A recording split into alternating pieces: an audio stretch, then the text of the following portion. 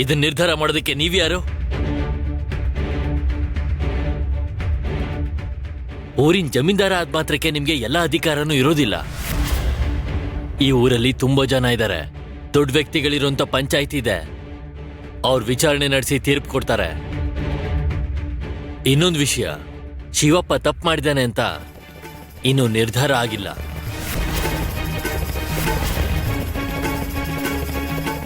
ನಾನು ಘಂಟಾಘೋಷವಾಗಿ ಹೇಳ್ತಾ ಇದ್ದೀನಿ, ಯಾರೋ ಬೇಕು ಅಂತಾನೆ ವಿಗ್ರಹವನ್ನ ಬಚ್ಚಿಟ್ಟಿದ್ದಾರೆ.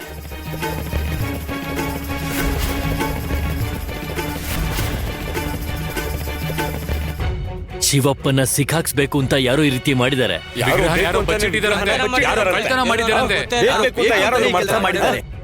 ಏನ್ ಮಾತಾಡ್ತಿದ್ದೀರಾ ನೀವು? ಅವರು ನವಕೋಟಿ ನಾರಾಯಣ ಈ ಊರಿಗೆ ಜಮೀನ್ದಾರರು. ಅಂತ ವ್ಯಕ್ತಿನೇ ಅನುಮಾನಿಸಿ ಆರೋಪ ಮಾಡ್ತೀರಾ?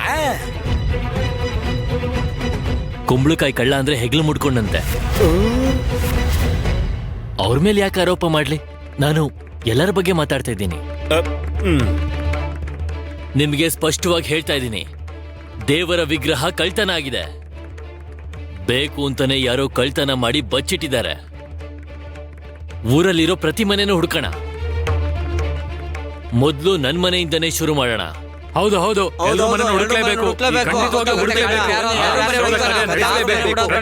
ಹುಡುಕ್ಲೇಬೇಕು. ಎಲ್ಲರ ಮನೇಲೂ ಹುಡುಕ್ಬೇಕು ಅಂದ್ರೆ ಹುಡ್ಕಡಿ, ಹುಡುಕಿ ಅಂದೆ. ಅದ್ರಲ್ಲೇನಿದೆ? ಹಾ, ಹುಡುಕಿ. ಯಜಮಾನ್ರೆ, ಅದೇನಂದ್ರೆ ನೀವು ಅವ್ರ ಮಾತಿಗೆ ಬೆಲೆ ಕೊಡಬೇಡಿ. ಇವತ್ತು ನಾಳೆ ಅಂತ ದಿನ ತೊಳೋದಕ್ಕೆ ಇವ್ರು ಈ ತರ ಮಾತಾಡ್ತಾ ಇದ್ದಾರೆ. ದೇವಸ್ಥಾನದಲ್ಲಿ ವಿಗ್ರಹ ಇರ್ಲಿಲ್ಲ ಅನ್ಸುತ್ತೆ. ಹೌದು, ನೀನ್ ಹೇಳಿದ್ದು ಸತ್ಯ. ಹೌದು ಹೌದು, ನಿಜ ನಿಜ, ಸತ್ಯ. ಈ ದಿನ ಸಂಜೆವರೆಗೂ, ದೀಪ ಬೆಳಗೋ ಸಮಯದವರೆಗೂ ನಿರೀಕ್ಷೆ ಮಾಡ್ತೀವಿ.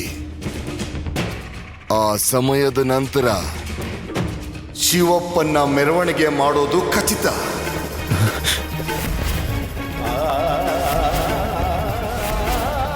ಕತ್ತೆ ಮೇಲೆ ಕೂರ್ಸಿ ಮುಖಕ್ಕೆ ಮಸಿ ಬಳಿದು ಚಪ್ಪಲಿ ಹಾರ ಹಾಕಿ ಮೆರವಣಿಗೆ ಮಾಡ್ತೀವಿ.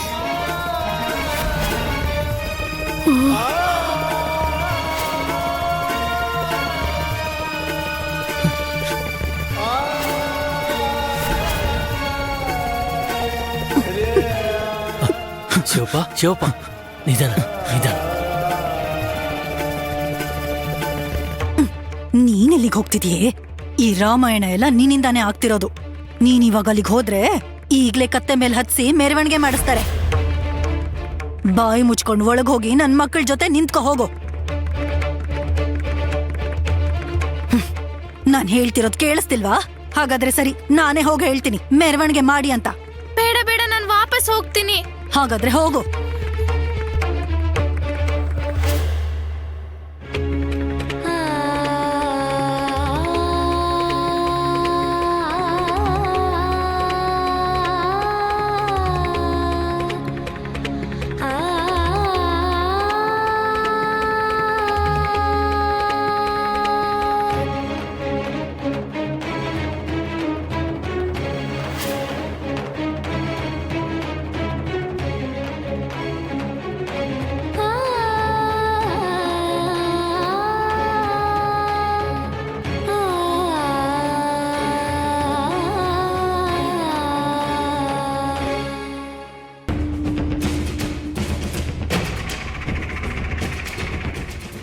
ಯಜಮಾನ್ರೆ, ಅದೇನಂದ್ರೆ ಈ ಮಹಾಜನ್ ಅಧಿಕ ಪ್ರಸಂಗ ಮಾಡ್ತಾ ಇದ್ದಾನೆ ಅಂತ ಅನಿಸ್ತಿದೆ.